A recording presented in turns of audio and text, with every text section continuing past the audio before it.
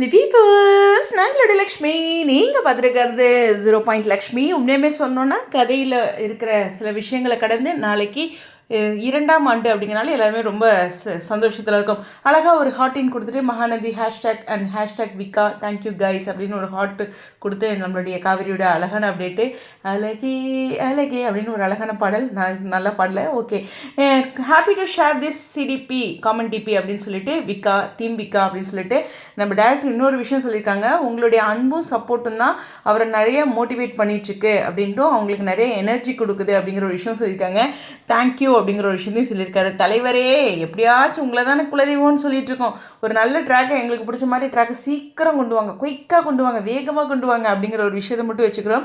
But இருந்தாலும் இந்த மாதிரி காமெண்ட் டிபி இந்த மாதிரி பண்ணும்போது இந்த மாஸ்க்கான கதையை யோசிச்சுப்பாங்களா, சே பிள்ளைங்க எவ்வளோ பாசமாக இருக்குங்க, நம்ம இன்னும் ஏதாச்சும் பண்ணலாம் அப்படின்னு ஒரு மாற்றம் வந்துச்சுன்னா சந்தோஷம்தான்.